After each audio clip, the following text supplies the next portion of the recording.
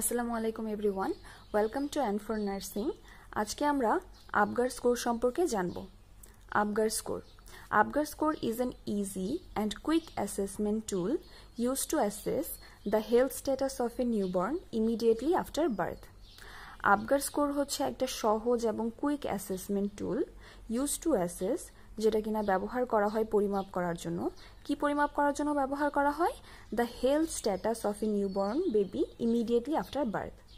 একটা নিউবর্ন বেবির জন্মের পর হেলথ স্ট্যাটাস চেক করার জন্য আপগার স্কোর ব্যবহার করা হয়। এখন আপগার বলতে কি বুঝি? আপগার এ স্ট্যান্ডস ফর অ্যাপিয়ারেন্স। অ্যাপিয়ারেন্স বলতে আমরা স্কিন কালার বুঝি। And P stands for pulse. Pulse বলতে আমরা হার্ট রেট বুঝি। জি স্ট্যান্ডস ফর গ্রাইমেস।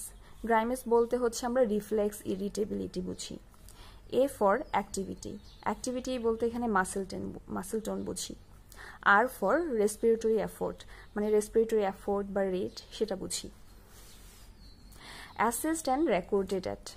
এখন আপগার স্কোর আমরা তো বলেছি যে হচ্ছে জন্মের পরপরই করা হয়। এখন কখন, নির্দিষ্টভাবে বলতে গেলে কখন করা হয়? At 1 minute and 5 minutes after birth. জন্মের পর 1 মিনিটের মাথায় এবং 5 মিনিটের মাথায় আপগার স্কোর করা হয়।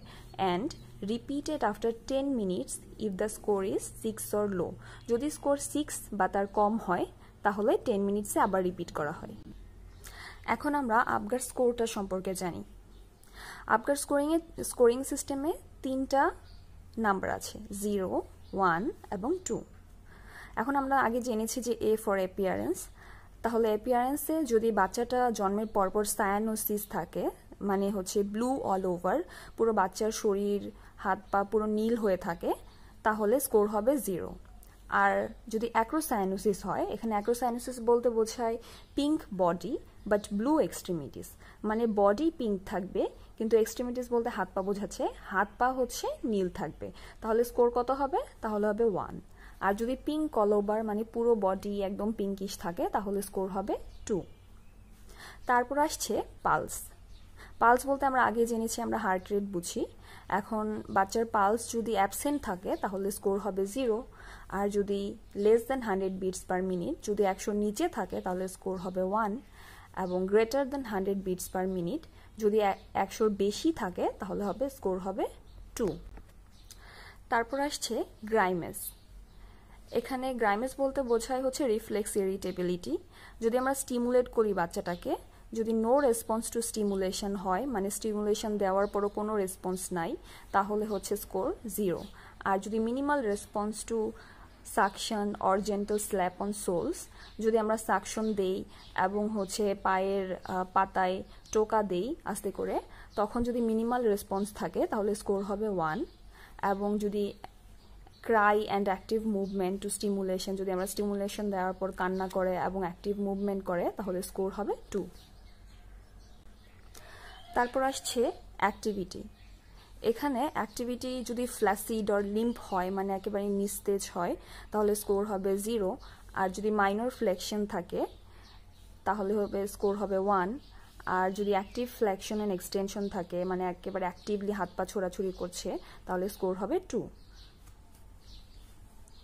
দেন আর ফর রেসপিরেটরি। রেসপিরেটরি এফোর্ট অথবা রেট যদি অ্যাবসেন্ট থাকে তাহলে স্কোর হবে 0।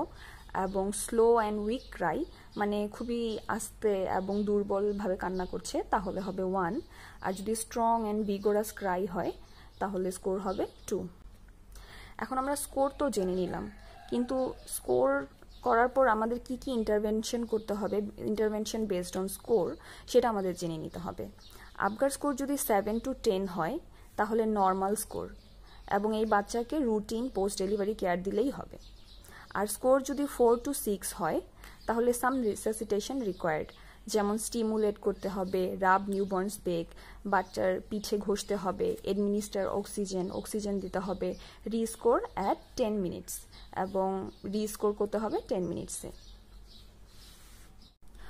আর যদি স্কোর 0 to 3 হয় তাহলে বাচ্চার অবস্থা খুবই খারাপ, তাহলে ফুল রিসাসিটেশন করতে হবে এবং রিস্কোর অ্যাট স্পেসিফিক ইন্টারভালস, মানে হচ্ছে 5 মিনিটস, 1 মিনিটসে যদি হচ্ছে 0 to 3 আসে তাহলে 5 মিনিটসে অ্যান্ড 10 মিনিটসে আবার রিস্কোর করতে হবে। আমরা তো জানলাম যে কি করে আবগার স্কোর অ্যাসেস করতে হয়, এবারে আমরা একটু প্র্যাকটিস করি। You are assessing the 1-minute Apgar score of a female newborn. You noticed the heart rate is 130 beats per minute, which is good. Pink body but blue hands and legs, weak cry, active flexion of the arms and legs, active movement and crying when stimulated. What is the patient's Apgar score and nursing intervention based on the score? তো হচ্ছে আমরা point by point ধরে ধরে আগাবো। এখন হচ্ছে প্রথমে কি বলেছে, প্রথমে বলেছে যে হচ্ছে heart rate is 130 beats per minute. এখন আমরা জানি হার্ট রেট 100-এর উপরে হলে সেটা হচ্ছে নর্মাল এবং সেটার স্কোর হচ্ছে 2, তাহলে পালসের স্কোর হবে 2। তারপরে আসছে pink body but blue hands and legs.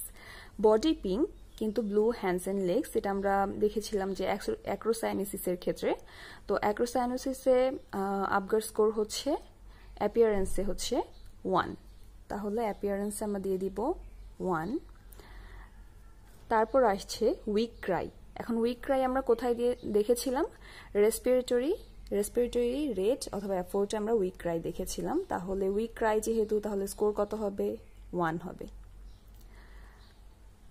তারপর হচ্ছে active flexion of the arms and legs.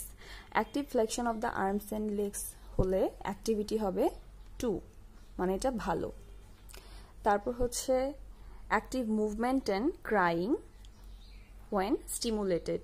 Stimulate করলে অ্যাক্টিভ মুভমেন্ট এবং ক্রাইং হবে, তাহলে এটা হচ্ছে গ্রাইমেস হবে 2। তাহলে সবগুলো একসাথে যোগ করলে কত হয়? 8। এবং এটা নার্সিং ইন্টারভেনশনটা তাহলে কি হবে? 8 হচ্ছে নর্মাল স্কোর, 7 to 10 এর মধ্যেই পড়ে, তাহলে এটা রুটিন পোস্ট ডেলিভারি যে নিউবর্নকে আমরা কেয়ার দিই সেটাই দিতে হবে। এখন আসছি আরেকটা সমস্যায়। You're assessing 1-minute Apgar score of a male newborn. You note the following on assessment. Heart rate is 104 beats per minute, cyanotic body and extremities, no flexion of the extremities, no response to stimulation, and strong cry. What is your patient's Apgar score and your nursing intervention based on the score? তো এটা আমি বলবো না, এটার স্কোরটা আপনারা বলবেন। আপনারা হচ্ছে কমেন্ট সেকশনে আপনার স্কোরটা বের করে আমাকে জানান, এবং যদি পারেন তাহলে নার্সিং ইন্টারভেনশনটাও জানান। So that's all for today. If you find this video helpful, don't forget to like, share and comment down below. So bye bye for today.